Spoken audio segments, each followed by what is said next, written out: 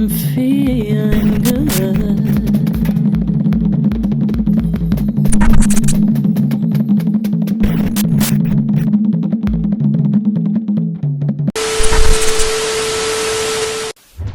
Listen to this, fam. Why are black people so controlled by a word? Why are racists so controlled by a color? Perhaps they are new to this here planet, but words mean things. Welcome to the concept of language. I can't believe this has to be explained to anyone over the age of 5, that words are used to communicate messages, stories, form civilizations and societies.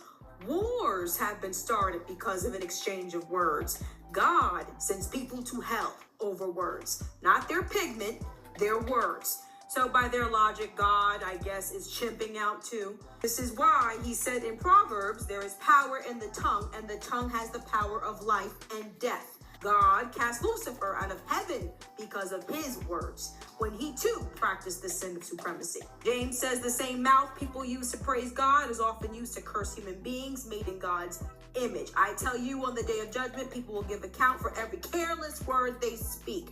This is how important even God views words. So I guess God is controlled by words too. Why do black people have a reaction to violent language? Oh, I don't know. Because they're human. The same way a bigot's mother would have a reaction to a complete stranger approaching them on the street and calling them a cunt. The same way an Asian or a Latino would have a reaction to derogatory slurs about their ethnic group. The same way your boss would have a reaction if you called them something disgusting and vile, or your mother or your pastor. They are human beings. Words mean things, boys and girls. If that wasn't the case, why cry over a woman's false allegation against you? If Sarah decided to tell the police that Connor forced himself on her and it wasn't true, I'm guessing they wouldn't have an issue with it because words don't mean things. Or do they suddenly matter in this instance? Well, I think they'll say, well, a false allegation is against the law. What's a law? A collection of words. Right. The society agrees, carries authority and consequences. If words were meaningless, then laws would be meaningless. Contracts would be meaningless. Wedding vows would be meaningless. Threats, defamation, false accusations would be meaningless. But nobody lives like words are meaningless. The same people who say it's just a word suddenly understand language perfectly when the words affect them. These same people are so controlled by a color to the point where they would write a 180-page manifesto filled with words about a stranger's color. So controlled by color, they would drive 200 miles across state lines to shoot up a Tops grocery store or a church because they didn't like the strangers inside's color. So controlled by pigment, they would go on a stream and talk about it all day. Organize their day and dedicate their life to harassing strangers because of their pigment.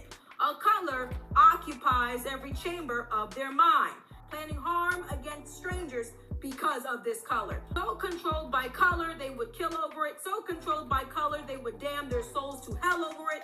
So controlled by color, they would lie, steal, antagonize complete strangers because of it, throw away their morality, their Christianity, their entire soul, damning it into the lake of fire, forever consumed by hatred every single day, creating hate groups like the KKK, redlining, segregation, slavery, bastardizing their own Bible, and defying their own God because of a color. All because they are controlled by a color, a slave to their own hatred because a color has so much power over them. And no matter how much you pray for them, they don't want to be free. It's just a word, people, who determine that strangers aren't worth basic human decency because of hue, who have to be explained in their 20s, 30s, 40s, 50s, 60s, that words have definitions, who willingly sin against God because their hatred of your color is worth their soul. Imagine being so controlled by a color, made so undone by a stranger's hue, that you surrender your time, freedom, your future, your soul, your one life because of it. Grocery store shoppers and churchgoers you will kill because of it. It's just a word, yet these people organize their entire day around deploying it. Foaming at the mouth like a rabid dog at the thought of barking that word to a random stranger because that word clearly means so much to them. So they don't think it's just a word. A color is their addiction and that slur is their daily bread. What would they do without it? I agree with everything Dr. Ria said, and she went in. The moment we bring up the N word with the hard R, here they come. Why are Black people so controlled by a word? Why are you so emotional? It's just letters. It's just sound. It only has power if you give it power. Funny how that logic only shows up when it's our pain on the line. But these same people magically understand the power of language everywhere else. Contracts? Suddenly words matter. That fine print can lock you into a loan, a lease, a job you hate because language has legal power. Defamation? Say the wrong lie about the wrong person and watch the lawsuit fly. Threaten somebody's family? Now it's a credible threat. Police reports, lawyers, because words can create real danger. So don't tell me words are meaningless when the whole system runs on words. I agree with her on laws are words, court orders are words, marriage, divorce, adoption, all stamped and sealed with language. But when it comes to a word built in slave ship plantations, lynching trees, Jim Crow, redlining, and prison, now it's just a word? No, that word is not neutral. That word is a weapon. That hard R-N word was never just a label. It was a command. Know your place. You are property. We can hurt you and nobody will care. It was shouted while people were whipped, burned, hung, dragged, and locked out of opportunity. It carries that history every time it's used. So when racist throws that word at Black people, they're not describing us. They're trying to activate that history. They're reaching for an old tool of control and humiliation. That's why it hits. It's not oversensitivity. It's memory, trauma, survival instincts. Then they turn around and say, "Why are you letting a word control you?"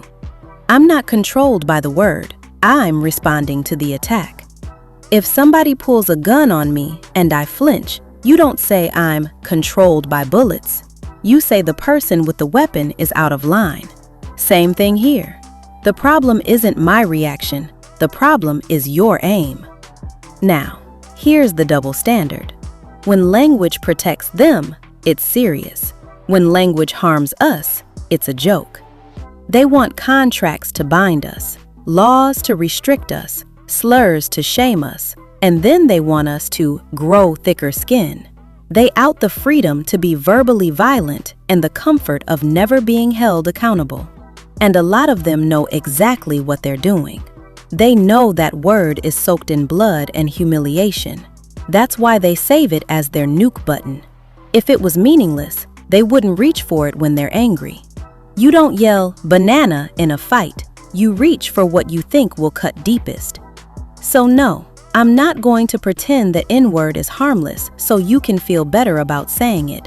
I'm not going to gaslight myself and act like my reaction is the problem when your word is carrying 400 years of violence behind it. Again, to the racists, if words didn't matter, there'd be no oaths, contracts, slander, vows, wills, legal threats, or restraining orders. The world is structured by language. So if you only believe words have power when they benefit you, what you're really saying is, I believe in the power of words. I just don't believe in Black people's pain. I'm not controlled by a word. I'm just refusing to play along with a lie that says my humanity is negotiable while your comfort is sacred. If that makes you uncomfortable, maybe the problem isn't my feelings. Maybe the problem is your word.